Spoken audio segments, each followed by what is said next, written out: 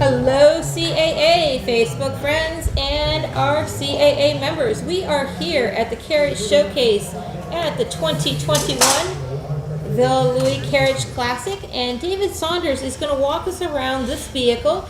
David, can you tell us a little bit about what this vehicle is and some of the highlights of it? Yes, it's a Victoria, which is the model, made by Brewster and Company, it looks like.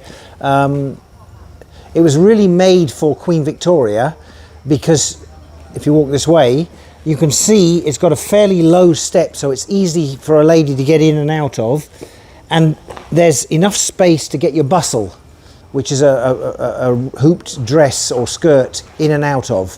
So it was designed for ease and extraction of ladies. Very comfortable vehicle. But let's start at the front. This vehicle is an open footstool vehicle, as you can see here. Here's the footstool, and you see the bolt and the nut. So this splinter bar could come off and you could drive it with a single. I would think this would probably be a bit heavy for a single to go any great distance or up and down any hills. But of course, if you were driving in the streets of London or New York or Paris, you know, a fairly big 16.2 horse, just walking along would probably be all right for it, especially with two people, one person inside and the coachman. So it's built for full collars, not for breast collars. You can see the roller bolts here. Coming back, the coachman's seat, it's got these little buttons here for a rain apron to go across, finger mounts for the lamps. Someone was talking yesterday about finials. These are finials here, and we'll show you some more on the back. See the finials here, here and here. When you think about it, when they were making a carriage, the piece of wood or the piece of metal would end, but they didn't want to just round it off or square it off. They wanted to make it look beautiful, so they created a finial, which is some sort of carving towards the end, and that's what a finial is there to do, is to make the end of a piece of wood or an end of a piece of metal look good. Coming back, unlike let's look at the spokes. Unlike most Brewsters, the spokes are offset. These aren't offset, and the only reason I would guess, and I'm not sure, someone will probably correct me, that they're not offset because they were on flat streets in the city and they weren't going cross country, so you didn't need that extra strength. Again, coming back, again low entry, splash guards or mud guards to keep the rain or the water from splashing up into the carriage. The hood is down. It would up. It should be down actually if the people are travelling and the weather's pretty good.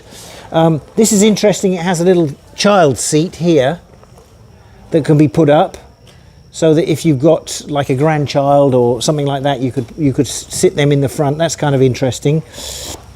Finial here again. You see the piece of wood. They've carved the end. Coming towards the back.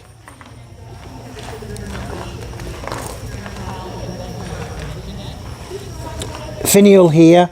A lot of carriages that were in some of the major streets would have across here like little spikes, and that was called the urchin bar. That was to stop the urchins on the street getting a free ride. The other thing when you're looking at carriages is to always run your fingers down the springs, and each leaf should be tapered down